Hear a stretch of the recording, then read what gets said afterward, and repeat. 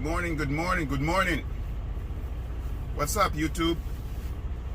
It's another bright, beautiful day. The sun is coming out, and we are about to head on down the road here.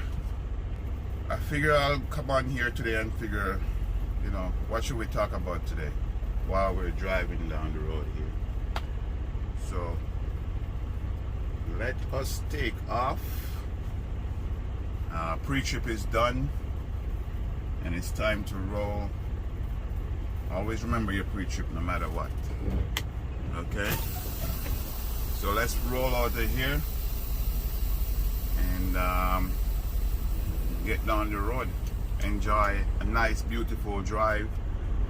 Weather should be very nice today. The forecast said it's going to be a beautiful day, so I expect a very nice drive down the road here.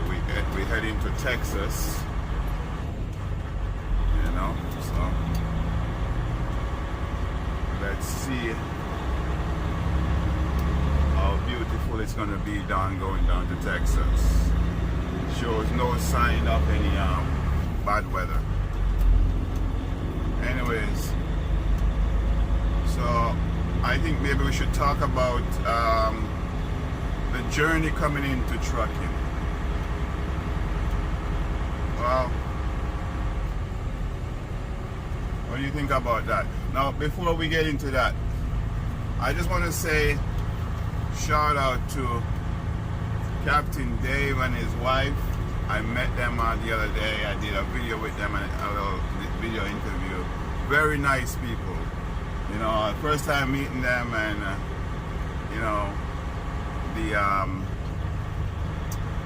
you can tell they're very good people. You know what I mean? Easy to talk to, easy to, it's very easy to have a conversation with them. And so I just want to say thanks for the shout outs on your channel, dear Captain Dave. You gave me a bump. You gave me a bump with my subscription, and I really appreciate that. So thank you very much. I wish you and your wife all the best, right? And all the success. You guys gonna do pretty good, really good. And we exchange numbers, so you can reach out at any time. And if you haven't subscribed to Captain Dave's channel, go ahead and subscribe to the channel. I think this channel is called Simple Plan Trucking. So go ahead, show some love to Captain Dave and his wife. They're team operators.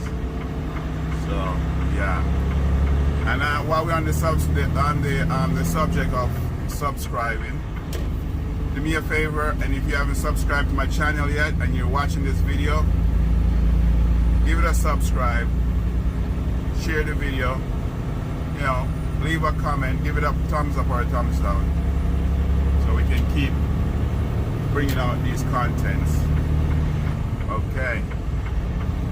Continue on this road for 67 Let's get into some conversation right now about getting into trucking. Now,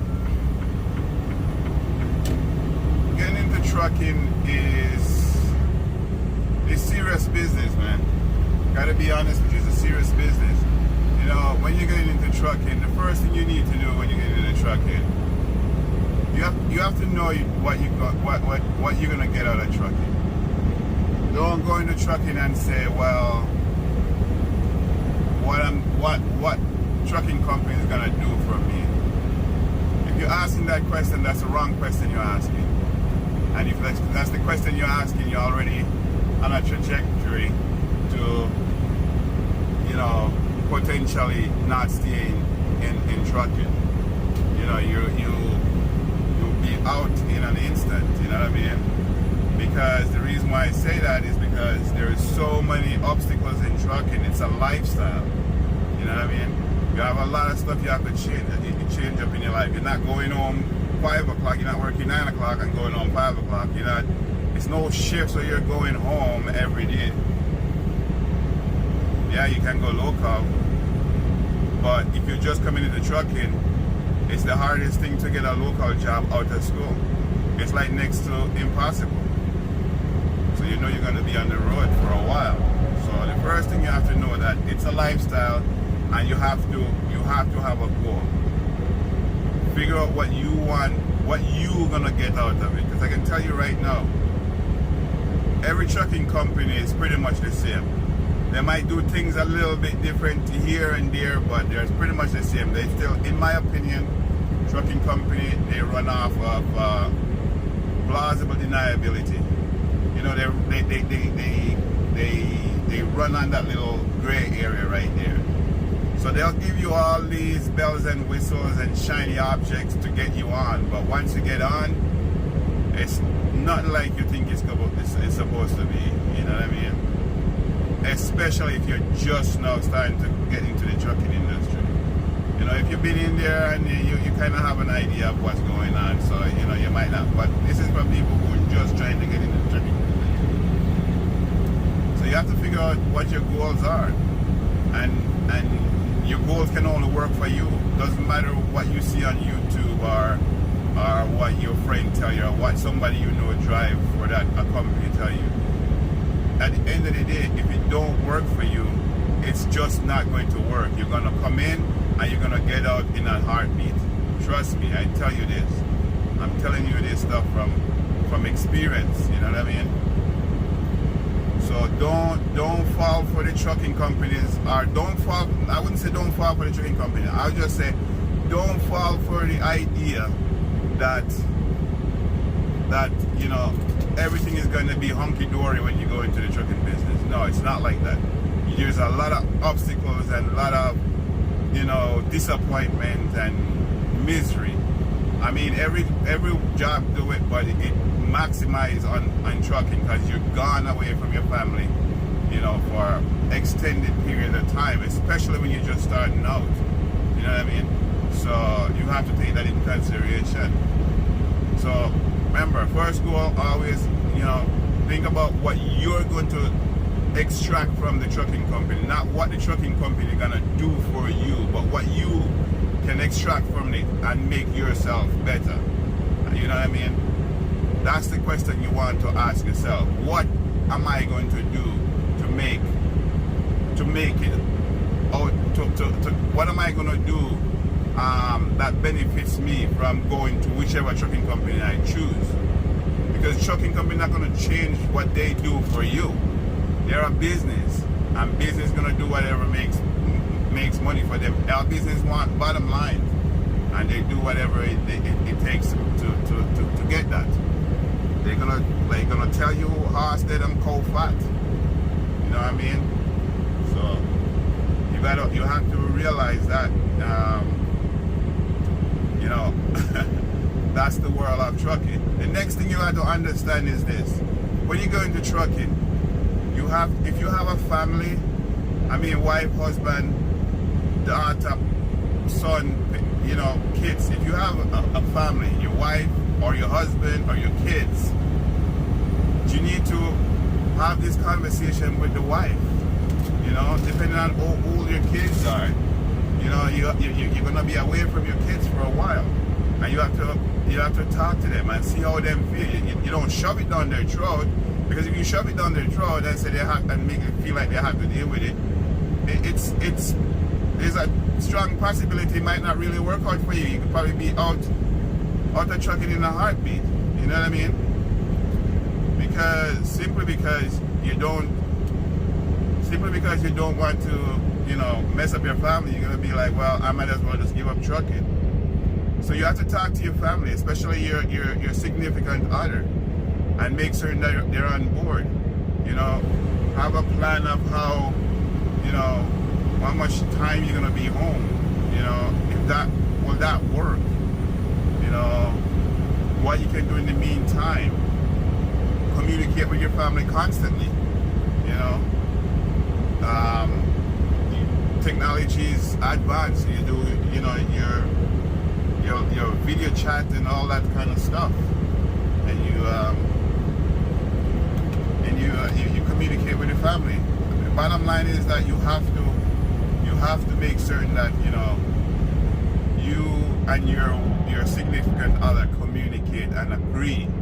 Because if you guys don't agree, I'm telling you, it's gonna be rough on both of you, because you're gone away from your wife or your girlfriend or your boyfriend or your husband, whatever it is, for a long time. Like, especially in the beginning when you're in training.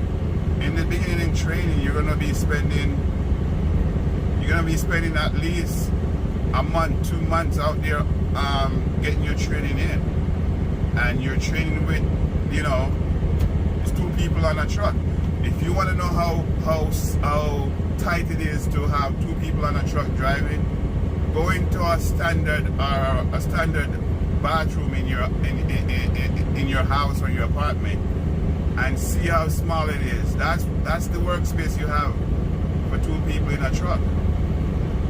Do you understand? So you can see how tight it is when you're in training, and those kind of stuff can get you frustrated. You understand? And it depends on who your trainer is. So there's a lot you have to think about. Now, if you figure out your goal, and then your wife or your significant other figure out that this gonna work for you, then you start thinking about what company you want to go to.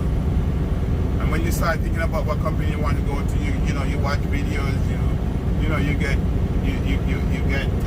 input from friends or people you might know that be on the truck in the trucking world or whatever, and then you see if any of those trucking companies line up with most of your goal. You're not going to get all of your goal, I can tell you that right now, but if it lines up with most of your goals, then you can figure, okay, I can work with this, because then you know what you're going to get out of it.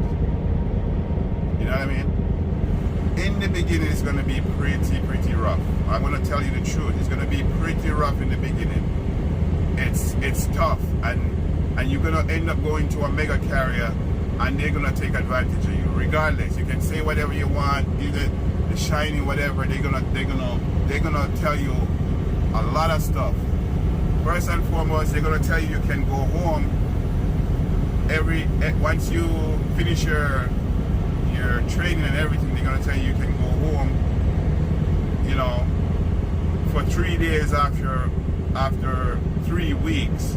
But then 3 weeks come, and you put in your home time as a company driver. If you're a company driver, they tell you can go home 3 days after 3 weeks. And when your 3 weeks is coming up, you put your time in, and then they tell you, well, we don't think we can send you home on that time. Or, okay, we can send you home on that time. It's still up to them to decide if you go home on 3 weeks as a company driver. Now think about that for a second. If you're a company driver and you've been in training for the longest time, and you're frustrated and you just want to go home and you just want this training to be done, and then you finish your training and you say, okay, you can go home after your training just for a little period of time, or you can stay out and run the next 3 weeks. But I'm pretty sure if you're out for 2 months or a month, you're probably gonna want to go home. But let's say you go home within your training as well, and you just decide after your training you're gonna stay for the 3 weeks and run the 3 weeks, so you can make some money, make up money, because you'll make some money while you're in training, but not as much as if you're working. So all them bills that you have that while you're in training that you didn't pay, or you struggle to pay while you're in training, you're trying to, you know, say, let me work the 3 weeks and make up some money to try and clear these bills out. Now when you get to that 3 weeks, they tell you say, I put in my home time and I want to go home. What they're going to do is they're going to see if they can get you home, and if they can't get you home, they're going to tell you, well, we can't get you home this time.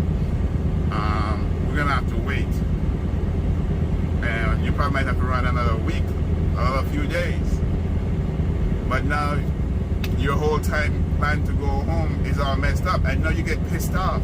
Now you get annoyed. Now your blood start boiling. Now your spouse or your significant other is like, you told me it was going to be like this. You told me it was going to be this way. You told me and I did this, and that happens. And so that's why I say, you know, you guys have to make a plan to be able to weather the storm, because things will happen.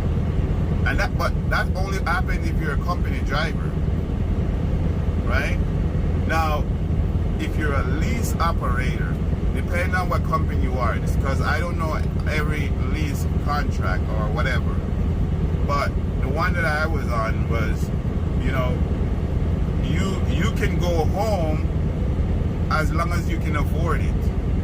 So that basically means that if you want to go home today for a week, and you can make your payments for your truck payment and your insurance and whatever, you can go do it. And if you go home for a week and come back and you want to go right back out there and you can still afford to do that, you can do it. So that's what it means. But if you're leasing and you don't have that truck payment covered, they try to set you up with an e-fund or whatever, you put money in the e-fund. If you don't have that truck payment covered and all those insurance and permits, then you're gonna be in the hole. And if you come back and you're in the hole, you're gonna be struggling. You're not gonna have no money taken home, no money to pay your bills. So, you know, you have to be realistic about what you're coming out here to do and what you're gonna get out here. But I can tell you, if you have the goal and you have the plan and you stick with it, stick with it. Like, there are times I have a goal and I have a plan, and there's times I want to walk away and just be done with it. I say forget it. So it's gonna happen. Even though you have your goals and your plan, it's gonna be tough. So think about if you don't have a goal and a plan. You see what I'm saying? So you wanna be able to have a goal and a plan to weather the storm. Now you're gonna get a lot of people say, go to this company, go to that company, this company is better, that company is better. I will tell you, the only company that's good for you is the company that works for you. That's it. It's as simple as that. You understand? So don't get these shiny objects that they tell you you're gonna get lease completion bonus and you're gonna get the brand new truck and you're gonna get all of this bells and whistles with the truck. Let me tell you something. All of that is costing you money, not them. They're not giving you nothing for free. They are charging you for every single thing. Remember that. That's if you're on a lease. If you're on a lease and you want to get all these shiny trucks and all the bells and whistles on the truck, you are going to be charged for all of those stuff. They will put it on. They will give it to you. But when you get that settlement and it shows all that stuff, you're like, what? Why am I not getting any money this week? Well, now you know why. If you're a company driver, well, you just gotta take whatever they give you. Simple as that. But if you want to go lease because you want the lease completion bonus, yeah, that lease completion bonus, let me tell you, don't know for every company, but where I was, that lease completion bonus is a shiny object. Here is why it's a shiny object. Because that lease completion bonus is based on your excessive mileage. You know what your excessive mileage is? The miles that you run that is not in the load. When they give you that load, it says you're gonna pick up 100 miles and you're gonna deliver 200 miles. Now when you so they have 300 miles that they have on the load that says that they're paying you for. Well, they're not paying you for deadhead, but the 300 miles is the trip, right? But when you plug this into your GPS, or you actually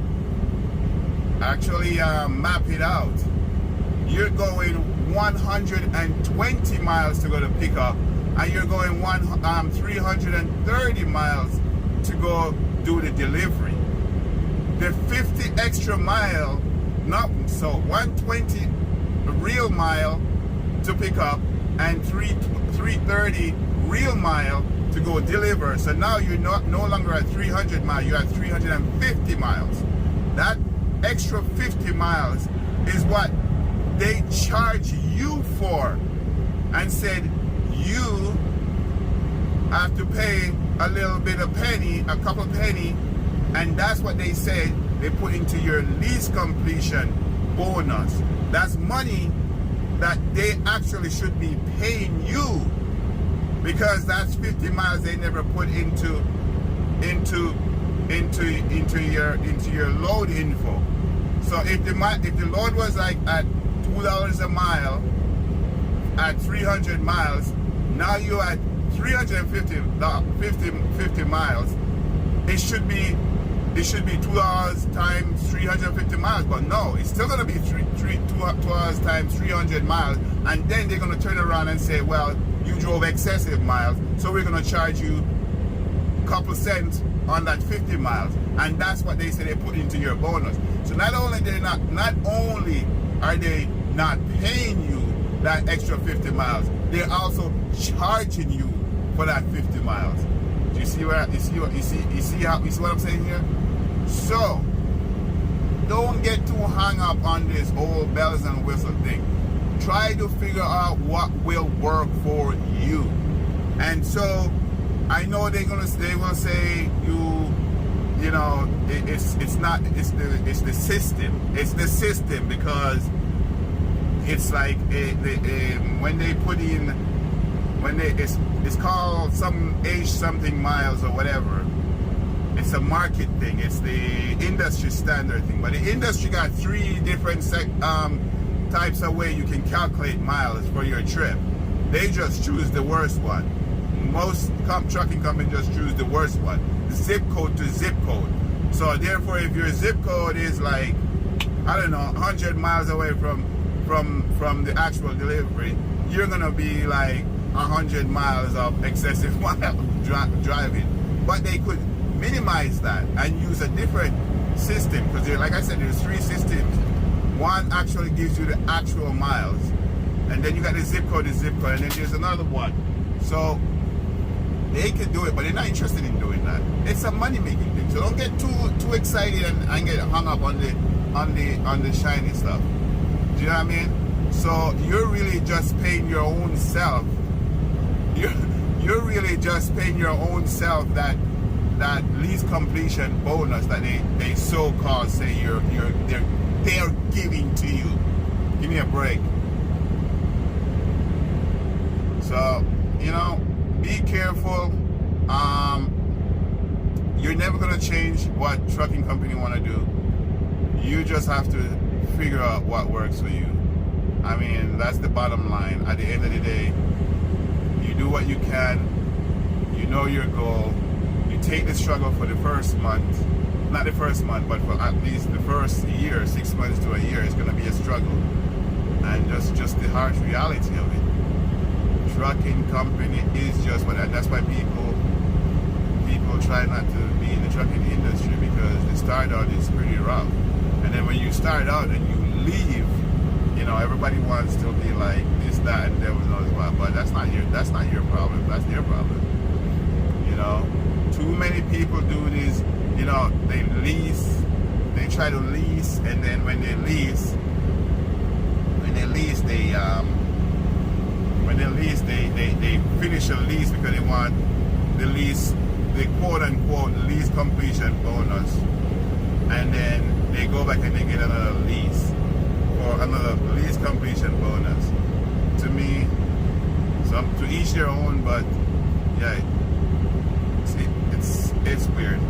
It's yeah, I was never really interested in that. So, but I'm just gonna end it right there for now. I already got 25 minutes here. I got a lot to say about this stuff. I mean, I'm gonna, don't forget to subscribe. I will have a lot of video coming up. I'm gonna like just keep it 100, man. So subscribe, share the video, and give it a thumbs up, give it a thumbs down. Post a comment, ask a question. Any question you want to ask, I'll answer it. I'll let you know. All right, we're gonna ride, keep riding down the road here until we get to where we gotta stop for the day. We'll do a 30-minute break, and then we'll continue on, and then stop for the day. Hopefully, we'll stop probably in. I'm hoping to stop in Louisiana. I'm in Florida right now, so hopefully I'll be in Louisiana. So we'll have to see. All right, guys. I'll talk to you later. Stay safe.